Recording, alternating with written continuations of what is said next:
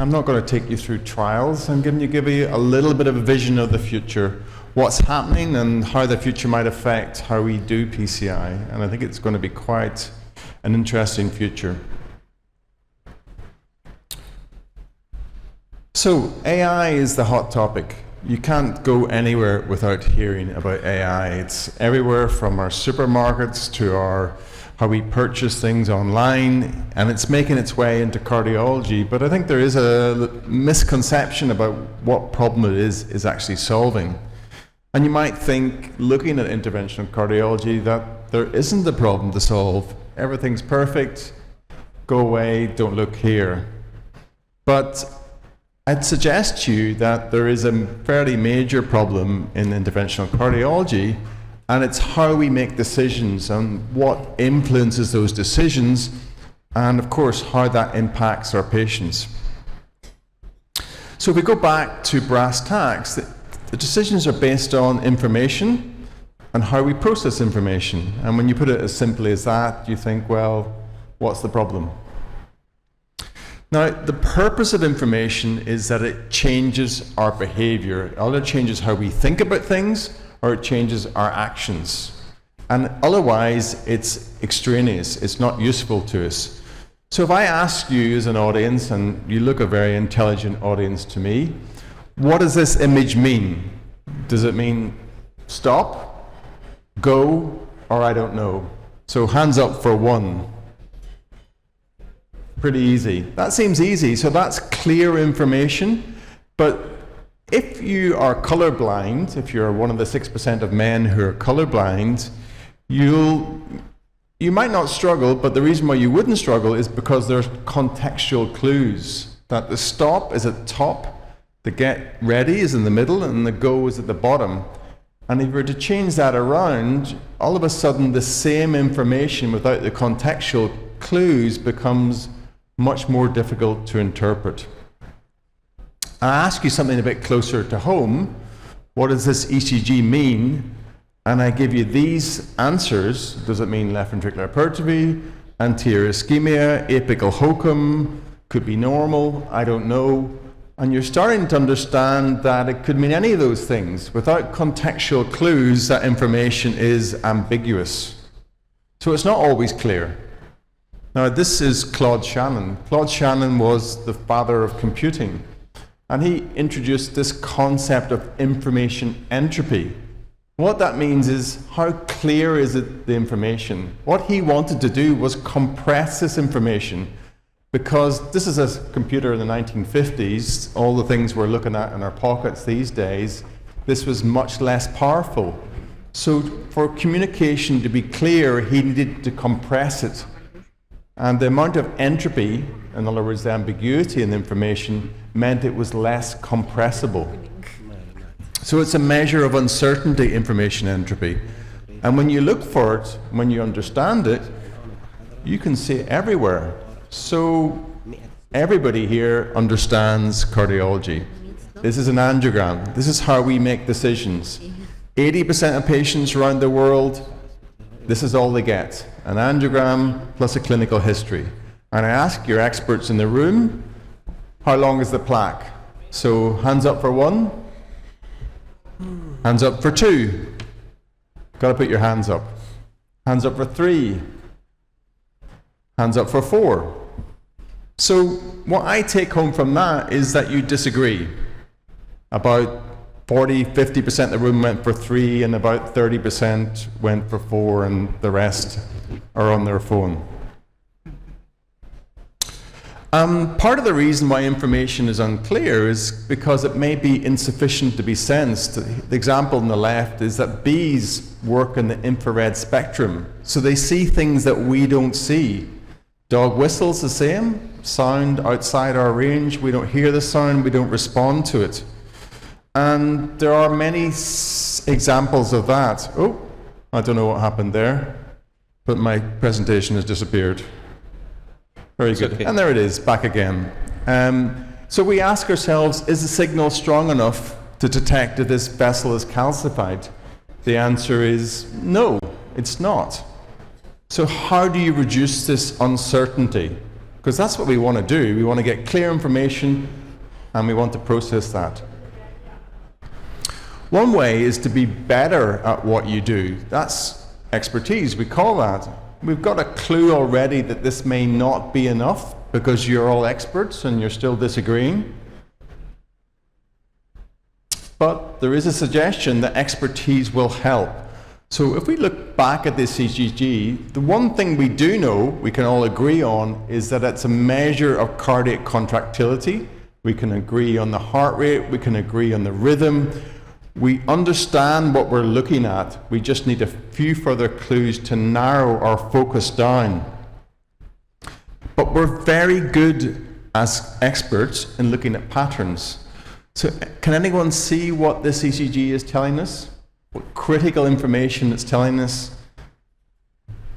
It's showing ventricular fibrillation. And all cardiologists are hardwired to see these patterns. And looking and finding patterns in information is essentially what expertise is. So this is another pattern. And it looks very unclear what this is. But there will become a point when I zoom out, then it'll become very clear what these dots are. Hands up as soon as you see it. Okay, so we're all hardwired to see certain patterns more than others. Babies are hardwired to see faces, so by the time we get to our age, we know who's friend and who's foe. So expertise is about seeing patterns. So here's an OCT, we do like imaging. An expert will know where to look quickly. And you'll do that by recurrently looking for patterns and going on a loop to see, is this right? Have I made a mistake? I need to recalibrate. But if you give the same image to somebody who's not an expert, it's much less efficient, and we do not extract the same information. So there's no question that learning to be good at what you do, which is essentially patterns of behavior, is extremely important. But it's not enough, that there are environments in when our expertise is not enough. And that particularly when you're under stress, your ability to access your expertise decreases. So here's a model of how we think. Outside world, we call it information. We process that through our working memory. And our working memory allows us to access our long-term memory, which is also called our expertise. But the working memory is limited. It only has about 7 slots.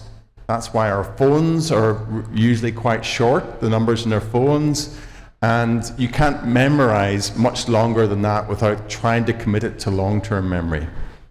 But these slots aren't always open, and there are things that can close them. So if you're in a stressful environment, like a cath lab, your working memory constricts. You become less able to access the same expertise that you had if you weren't under pressure.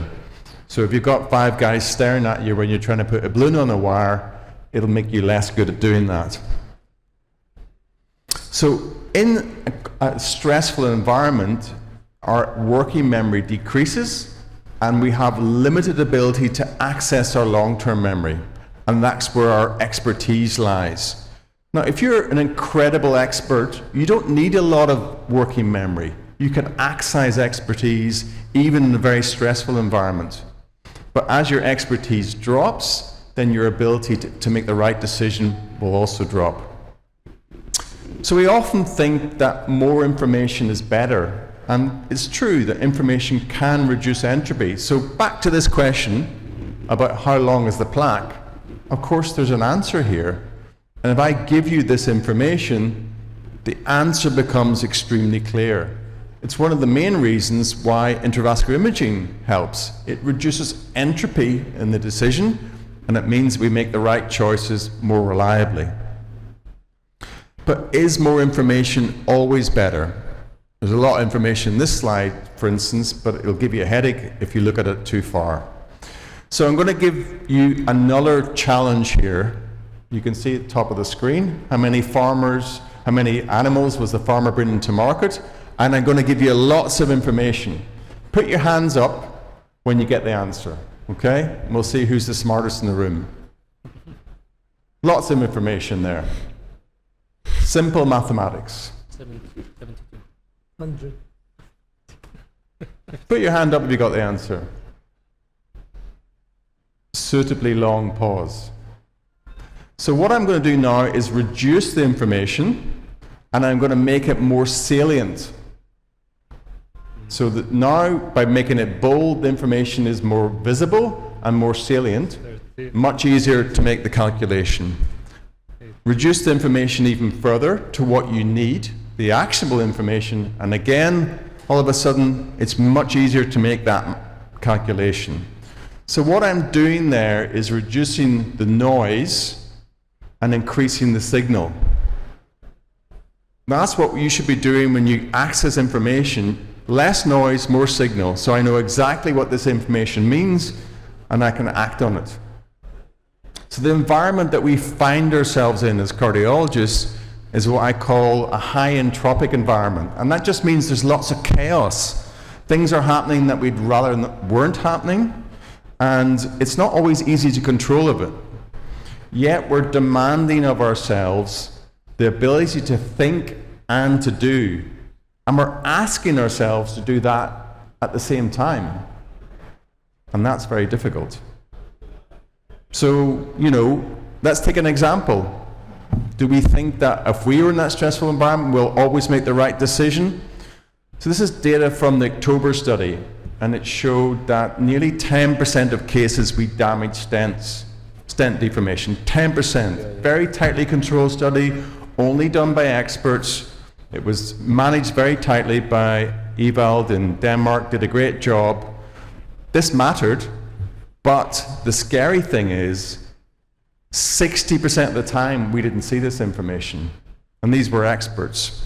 So that was entropy in the decision that was not corrected by expertise, and it makes a big difference to patients, unfortunately. So we come to the situation of, is there a better way to reduce all this uncertainty? Is there a way that we can make more reliable decisions so we're not guessing the length of the plaque, we're actually measuring the length of the plaque? So what does ideal look like? Information should be complete, it should be accurate, it should be actionable. We should be making decisions when we're not under pressure. That means planning before action. And of course, you've got to build that expertise, which just makes meetings like this all the more valuable. You've got to learn things. You can't just expect to come across them and make them up on the spot. So making your decisions outside the cath lab will give you more room inside the cath lab. And that brings me to the punchline of this talk. Can technology help? Is there a better solution out there? So let's ask AI. Let's compare AI to this audience in how quickly they can answer this question. So this is typing into AI. That's the information. Little thinky dots. Let's see how long it takes. So what AI has done there is taken the signal, extracted the noise, and given you actionable information. And that's where its value lies, that there are things we can't do that well. We don't have ability to process lots of different things. We can't multitask, unless you're a lady, obviously. We can pattern detect, but not that well. We kind of wear out, our batteries drop when we're tired or we're hungry or under stress. We often have a lot of biases which influence our decisions, and when we're under pressure, our ability to memorize things aren't as good. AI has none of those issues. The parallel processing power is extremely high. It can do things very, very quick. It's not biased, and it doesn't get fatigued under load with an unlimited memory. So that offers us the promise of accurate interpretation, that we don't miss that longitudinal stent deformation, and we act on it when we see it, and we can integrate that into our workflow extremely quickly. And we're kind of there already. Look at what we do with dynamic roadmaps. We've moved away from, this is the London tube map, bottom left. But we know that, okay, that tells us the anatomy of the journey. It doesn't tell us how dynamic that journey is, whether there's a roadblock, whether trains aren't working, what the weather is. And you can integrate all that into all sorts of things, City Mapper, for example. But what about cardiology? Well, again, there's more and more signs of it. This ECG, for example, can give us all sorts of hidden conditions, all sorts of signals in the noise that we couldn't see in terms of LV dysfunction. Or here's another example. We take a picture of an ECG, we ask the AI to do a brief analysis. This is given to us in a few seconds. You can see at the stop, you've got the rhythm at the top. It's now telling me that I haven't paid for the main plan, but maybe that's just me. Normal LV function, atrial flutter, premature complexes, no LV dysfunction in a matter of seconds. Same with coronary angiography. We're now seeing automatic segregation, lesion severity, physiology. Here's an example from CathWorks. There's plenty more coming down the line. And even in intravascular imaging, this is AVIGO, which is automated lesion assessment. Segments the lumen from the EEL. You've got the same thing in the current generation of the Ultron 2. But things are advancing even beyond that. And we're moving into this field of AI-derived plaque and physiology, where we can get physiological assessments in the context of anatomical information, and we can reconstruct that in 3D. And perhaps the most exciting area, because it's going to enable us to export the planning from the lab to outside the lab, is what's happening with CT. And it's now becoming a complete CT planning tool, where you can get physiology upstream, plaque information, even the degree of stenosis across a lesion. PPG is a measure of translesional gradient, and how well you can adapt that vessel to PCI. Some of the things that we're trying to do in terms of decision making is take a high level view. What's the complexity? We heard that in the last case. Is it appropriate for revascularization? Is it suitable for surgery? All that's going to take a matter of seconds. Length of disease, dimensions, plaque morphology. And there's even a very exciting development in terms of we've been able to tell calcific density. What are the patterns of density? Here's some very recent information in terms of, this is now what you're looking at is calcium on the top in 3D. The second line is calcific density from left to right. The peaks in density means that it's going to take more force to disrupt that calcium. And at the bottom, you've got your axial slices of the CT and the IVUS showing that density in action. You can also see really important things like myocardial mass at risk. And that will help clarify whether we should chase diagnose, whether we should do 2-stent bifurcations or 1-stent bifurcations, or whether we should just keep it simple. 5 minutes. Thank you. It says 6 minutes and 22 seconds here. But I know. I'll leave a minute. I'm nearly done, honest. Okay. And that leaves us with multimodality integration. So angiogram on the left, CT on the right. How can we make sense of these images? So again, you're looking at CT at the top, calcific density at the bottom, IVUS. What we want to do is combine, using AI, what's behind the calcium in IVUS. So again, very exciting new images here, where previously you wouldn't know what that was in the middle of the case, but you're combining CT information with IVUS information, and you're being able to use that as a peri-procedural tool. So you're going to get to the stage where you can take this CT, co-register it with the coronary angiogram, and put physiological information on top of that. This is density from the CT on top of the coronary angiogram, and plan your procedure to a very high level. And that's going to leave us with big questions like, are we ready for this? What does the future look like? What is the role of us as physicians? And I would say to you in conclusion that it'll be what it's always been. We're there to be the physician's advocate, to connect with patient pathways, to understand what the patient goals are and to align with those. Technology is just a way of facilitating those goals. So if anything, we should be listening more, asking the right questions of the patients and the technology, and keeping communication streams in both directions. Thanks for your attention.